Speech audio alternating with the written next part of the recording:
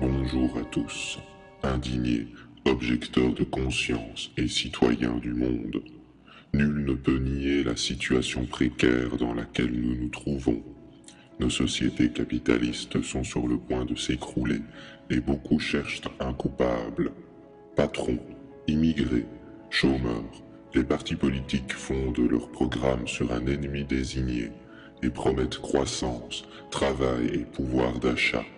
Comment les politiques pourraient-ils apporter une solution globale et équitable alors que leur objectif est de satisfaire des envies égoïstes croissantes de nos sociétés de consommation?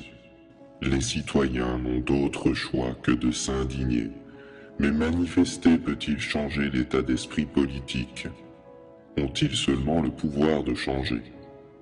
En réalité, le problème actuel est purement rationnel. Il s'agit de savoir comment faire vivre dignement 7 milliards d'êtres humains de manière équitable sur une planète dont les ressources sont limitées et où l'élite, l'industrie et les corporations n'ont aucun intérêt à changer ce monde. Des solutions existent, mais avant de les aborder, résumons la situation. Les ressources naturelles vont en diminuant, alors que les rythmes de consommation augmentent partout. Le mode de consommation occidental dépasse le seuil tolérable. Or, il est présenté comme un exemple à suivre pour les pays émergents.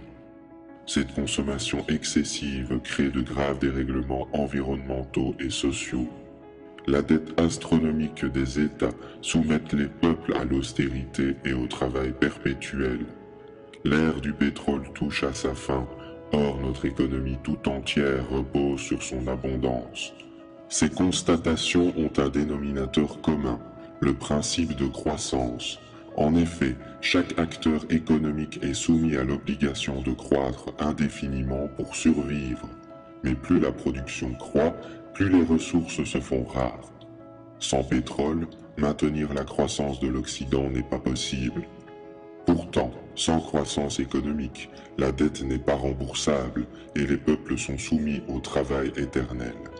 Quant aux inégalités, la croissance économique des pays déjà riches implique l'exploitation continue des ressources du Sud. En réalité, nous avons atteint des niveaux de croissance que nos sociétés ne peuvent plus assumer. Des études démontrent qu'après un certain niveau, la croissance n'engendre plus d'effets bénéfiques sur la population. Au contraire, les externalités négatives s'accumulent et le bonheur recule. Pourquoi vouloir la croissance à tout prix si celle-ci est basée sur l'augmentation infinie de la production au détriment de l'émancipation humaine? En réalité, rien ne l'explique. Il s'agit d'une croyance, d'un choix de société babylonien basé sur le mythe de l'abondance. Dans la nature, tout a un début et tout a une fin. Quand un organisme croît, il atteint un niveau optimal et cesse sa croissance. Nous vivons dans un système qui pense pouvoir agrandir ses richesses sans fin en niant les limites matérielles et humaines. Devons-nous continuer à croître indéfiniment ou rechercher une stabilité? Nous voilà dans l'impasse, une dette impossible à combler, le mur des ressources qui approche, des politiques dont l'unique objectif est de relancer la croissance et la compétitivité. Alors, que faire? Nous ne vous dicterons pas de conduite à suivre, car votre liberté nous est fondamentale. Dans tous les cas, l'accouchement sera difficile, car il n'existe pas de solution miraculeuse. Ce que nous appelons la crise est en réalité une mutation. Notre société tente de s'adapter à de nouvelles conditions, car le système ne peut plus fonctionner comme avant. Cette transition peut prendre deux formes. Soit les peuples se libèrent des vieux schémas, soit le système capitaliste résiste et devient de plus en plus autoritaire, avec austérité, travail forcé et pauvreté. Si le monde libre veut gagner la transition, il faudra indéniablement passer par une révolution des modes de consommation. Si assez d'individus prennent conscience de leur pouvoir en modifiant leur vie, les institutions économiques devront s'adapter ou disparaître. Nous avons observé 5 principes qui mettent en échec le système. Notre manière d'envisager le monde n'est jamais neutre. L'éducation, la religion, les médias, jusqu'aux jouets de notre enfance, nous sommes le fruit d'une accumulation d'influences. Dans la société productiviste basée sur la consommation et la croissance, ces influences sont exacerbées. De l'école au travail, jusque dans notre foyer, la société nous dicte comment être heureux, que consommer, pourquoi travailler, quelles valeurs adopter. Étourdi par les médias de masse, l'humain est déraciné, à tel point qu'il peine à donner un sens à son existence en dehors de la consommation, de la compétition et du travail. Admettre cette réalité, c'est sortir d'un long rêve éveillé, dont la conséquence est irrémédiable. Développer sa liberté d'esprit jusqu'à devenir maître de son existence. La libre pensée permet une remise en question de tout ce qui nous semblait rigide. Le système politique, le monde du travail, la finance. Ces choses sont la création d'hommes et doivent être critiquées. Nous prenons alors conscience de notre société qui n'est pas l'apanage de l'évolution. Nous appartenons à un monde où nos actes ont des conséquences sur les autres. De nombreuses questions apparaissent. Consommer me rend-il heureux? D'où proviennent mes envies? Acheter me rend-il libre ou esclave? Accumuler de l'argent est-il le but de mon existence? Les citoyens du monde n'ont jamais été aussi proches.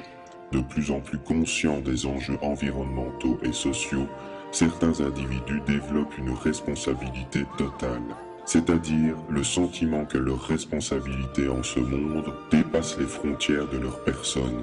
Du choix du métier à l'alimentation, chaque acte quotidien devient un choix conscient dont les conséquences, même minimes, sont prises en considération. Sans cette conscience globale, le monde ne peut espérer évoluer favorablement. Voir le monde dans sa globalité ne signifie pas faire l'impasse de nos libertés locales ou de se soumettre à un quelconque ordre mondial aux objectifs douteux. La conscience globale et le libre examen vont faire apparaître 3 types de comportements qui mettent à mal le système. Il y a dans ce monde 2 types de progrès. D'abord, celui qui répond au jeu de la compétition dans le monde marchand. Chacun se bat pour créer un smartphone plus intéressant que les autres, des armes plus destructrices ou du papier WC plus résistant. Dans ce contexte, on ne parle pas de progrès, mais d'innovation, de nouveauté ou d'effet de mode. De plus, ce savoir n'est pas libre. Les compagnies se battent farouchement pour garder secret l'information. En parallèle, il y a le progrès éthique. Certains sacrifient leur temps, leur argent et leur intelligence dans une idée qui sera profitable à tous. Leur motivation n'est pas l'enrichissement personnel, mais l'émancipation du monde. Le phénomène peut s'observer dans tout type de profession. Chercheurs, instituteurs, inventeurs, fermiers ou simples citoyens vont s'efforcer de penser pour un avenir serein. Il s'agit par exemple de la permaculture, de l'open source, des objecteurs de croissance, de toute invention dont la durabilité est réelle, des chartes éthiques ou des initiatives d'information telles que celle-ci.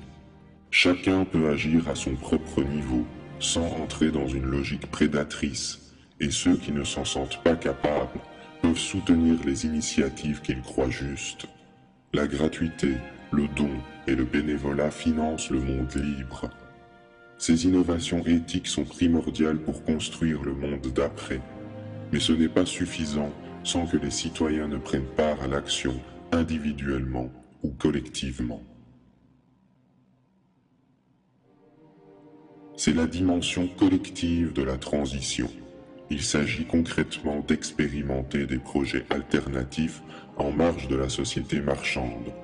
Le but, s'organiser ensemble localement pour créer des espaces imperméables à la logique financière, marketing ou industrielle. Tout type de mouvement existant comme les créatifs culturels peuvent y participer. Pour autant, cela n'implique pas de se couper du monde et devenir intolérant. Par exemple, La permaculture consiste à créer une agriculture biologique qui assure la sécurité alimentaire d'un territoire. Même en cas de choc pétrolier, la survie de tous serait garantie. Citons également les villes lentes, l'agriculture paysanne solidaire, les groupes d'achat en commun, les systèmes de troc et bien d'autres choses. Ces initiatives ne mettent pas en péril les libertés et au contraire renforcent une démocratie réelle. Cependant, cette démarche collective risque d'être combattue par le système et ses lobbies.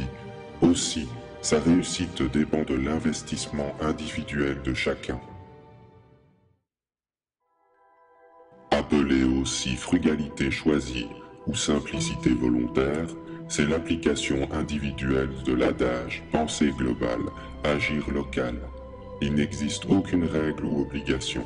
Chacun est libre de concrétiser sa sobriété à son propre rythme, selon ses revenus et convictions politiques, philosophiques ou religieuses.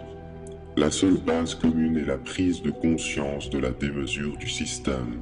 D'une manière générale, c'est un désencombrement matériel, un rejet de l'hybris, un refus du mode de vie babylonien. Chaque acte quotidien devient dès lors une opportunité de lutter. Certains vont adopter une automodération profitable à tous, même si les effets ne sont pas visibles maintenant. Il s'agit par exemple de réfréner ses achats, de se libérer de la télévision, de l'automobile, de boycotter les grandes surfaces et les produits industriels, d'opter pour les produits locaux et de saison, consommer moins de viande et bien d'autres choses. Ces individus vont généralement trouver le bonheur dans les choses simples. D'autres se créent un bouclier contre les désirs superficiels créés par la société de consommation. Ils apprennent à penser par eux-mêmes, à ralentir leur mode de vie, à s'octroyer du temps libre pour leur famille, leur conscience ou la nature. Mais simplicité ne rime pas avec facilité. Cela exige des efforts quotidiens et des sacrifices en termes de confort matériel, sans pour autant s'obliger à vivre dans la misère. Tous déclarent voir leur bonheur augmenter. Liberté, conscience, éthique, solidarité et sobriété. Ces 5 éléments teintés de tolérance peuvent être à la base d'une révolution culturelle non violente où la somme des comportements individuels et collectifs peut faire basculer la société vers un stade supérieur en déstabilisant les principes erronés de la croissance. Notre liberté est à ce prix pour un avenir serein. Merci.